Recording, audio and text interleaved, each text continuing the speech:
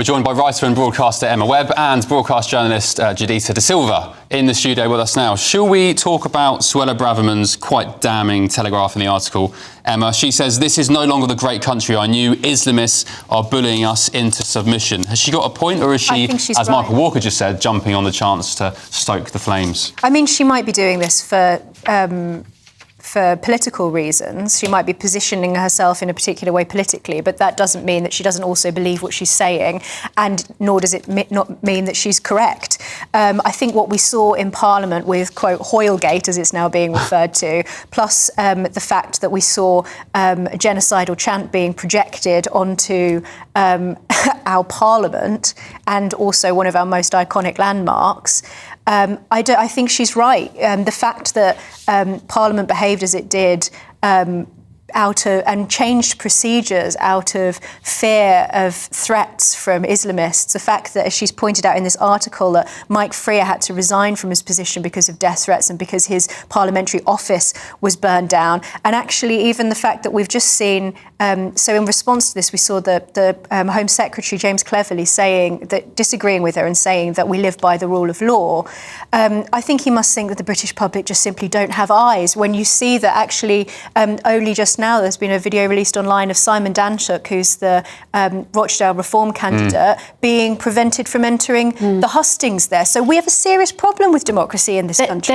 There is an opposing view from people that she has written that article, and it does use incendiary language. It's very strong. And she is being accused of attacking Muslims and immigrants in order to win votes. And also, this article comes 24 hours after statistics showed that there's been a huge increase in anti-Muslim hate. And some people will question and say, well, her writing that isn't going to help the situation. We know there's a massive rise on both sides. There is nothing Islamophobic about pointing out what she has pointed out. There is nothing Islamophobic about pointing out that the fact that there are extreme Islamists in this country that have threatened parliamentary candidates, and that's the reason why Sir Lindsay Hoyle made the decision that he made. So it's completely besides the point. The fact that if we're talking about hatred, the fact that the Metropolitan Police did not arrest the people who were projecting the genocidal slogan from the river to the sea, Palestine will be free, onto our Parliament building. That's what we should be talking about. This is not Islamophobic. Do you agree with that review? I think it's Lord Wolney, isn't it, where he's saying that protests should not happen outside public buildings? No, anymore. I don't. I'm not. You think they should? It's that dividing line. I'm not in favour of cracking down on protests.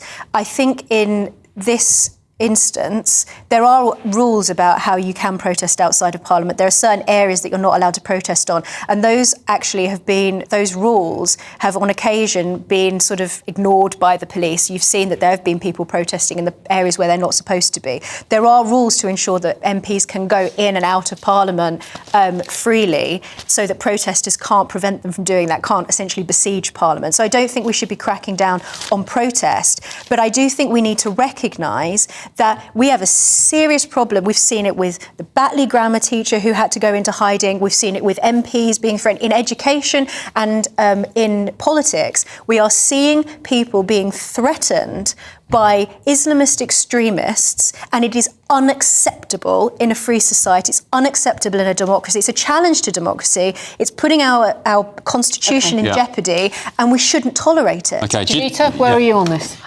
First of all, whenever you get a message, always question the messenger. And I think that fundamentally it's political posturing, because you find a group that creates a lot of tension and you sound the dog whistle and galvanise a base. That's what Suella Braverman is doing. But in the actual messaging, there are certain points she brings up that are valid, 100%. But if you're going to start talking to Islamophobia, talk to everything that's an issue. Talk to anti-Semitism, anti-LGBTQIA plus rhetoric, racism, misogyny. Talk to all of it. And the way it is addressed, the way it is executed, and the institutions is threatened by the way it is executed. Because at the end of the day, we exist in a time, which is where I do agree with her, where your ability to question what you do not understand, challenge what you do not like, and pursue recourse is being stripped away from people so that everyone is kind of homogenized into towing a single line. I think it's John Mann, who's the independent advisor to the UK government on anti-Semitism. He claims that when she was Home Secretary, she ignored advice on how to tackle anti-Semitism.